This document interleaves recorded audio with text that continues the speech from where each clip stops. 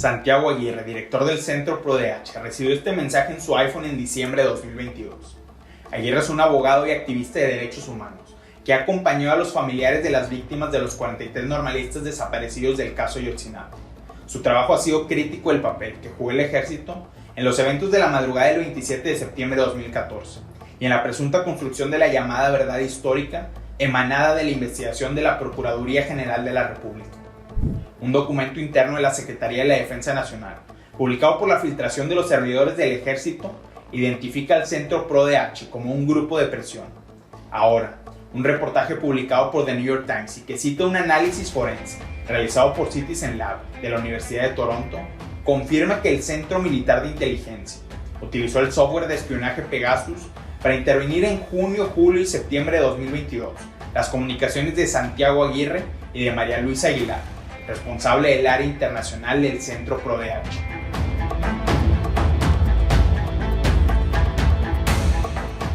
The New York Times ha hecho una revelación que exhibe la magnitud del crecimiento desproporcionado y sin controles democráticos de las actividades de inteligencia del ejército.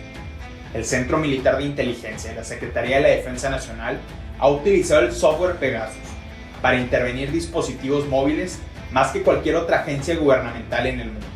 Y más importante, lo ha utilizado para vigilar activistas de derechos humanos que son críticos de la operación de las Fuerzas Armadas. El espionaje a Santiago Aguirre y a María Luisa Aguilar es altamente representativo de esta tendencia.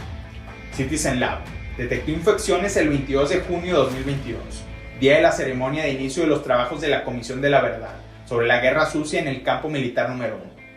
También el 23 de junio de 2022, fecha en que el Centro ProDH participó en una audiencia pública de la Comisión de Derechos Humanos del Congreso de Estados Unidos. Y el 29 de septiembre de 2022, el día en que el grupo interdisciplinario de expertos independientes presentó el cuarto informe del caso Ayotzinapa. Las fechas en que Aguirre y Aguilar fueron intervenidos representan momentos clave de la investigación del caso Ayotzinapa. En septiembre de 2022, la Comisión para la Verdad y Justicia publicó un informe sobre la desaparición de los normalistas. La versión sin testar de este documento exhibe comunicaciones entre miembros del crimen organizado y el entonces alcalde de Iguala, José Luis Abarca, con elementos del ejército, que ponen de relieve que las Fuerzas Armadas habrían participado activamente en la desaparición y encubrimiento del crimen de los 43 estudiantes.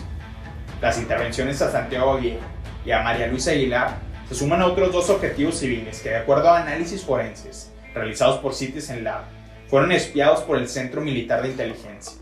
Número 1. Raimundo Ramos, el activista que investiga presuntas ejecuciones extrajudiciales de las Fuerzas Armadas en Nuevo Laredo, incluido el más reciente caso del asesinato de 3 personas por elementos de la Guardia Nacional el pasado 16 de abril. Y 2. Netzaí Sandoval, el extitular del Instituto de Defensoría Pública, que ha litigado en contra de la Secretaría de la Defensa Nacional. La política de espionaje a críticos de las Fuerzas Armadas y a activistas de derechos humanos representa una estampa de la 4T. El gobierno de Andrés Manuel López Obrador cambió radicalmente la composición del aparato de inteligencia civil y militar.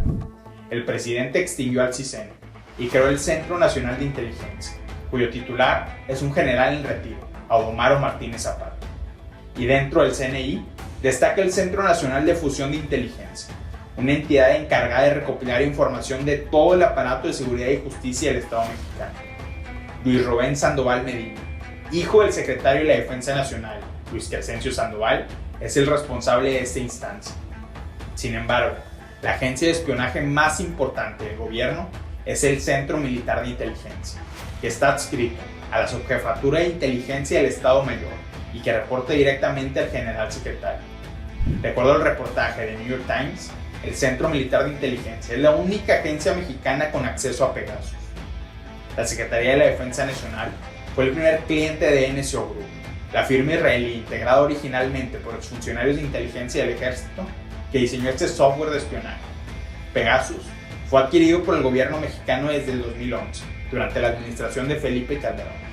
Y durante las últimas 3 administraciones federales, México ha gastado alrededor de $60 millones por los servicios de software de espionaje de NSO Group.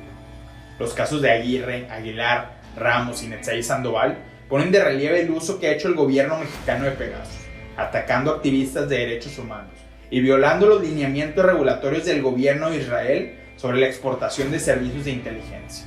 Hasta ahora, Tel Aviv no ha ordenado el cese del uso de Pegasus en México. No obstante, la Secretaría de la Defensa Nacional ha encontrado dos contrapesos a la expansión de sus capacidades de inteligencia. La resolución de esta semana de la Suprema Corte, que prohíbe a las Fuerzas Armadas la intervención de comunicaciones sin orden judicial, y la creciente presión de Washington. En el 2021, el gobierno estadounidense colocó a NSO Group en una lista negra del Departamento de Comercio. Y hace 2 semanas, la administración de Joe Biden extendió la restricción y prohibió a todas las agencias de inteligencia de Estados Unidos contratar software de espionaje comercial, debido a que herramientas como Pegasus son desplegadas contra críticos, periodistas y activistas de derechos humanos en países autoritarios.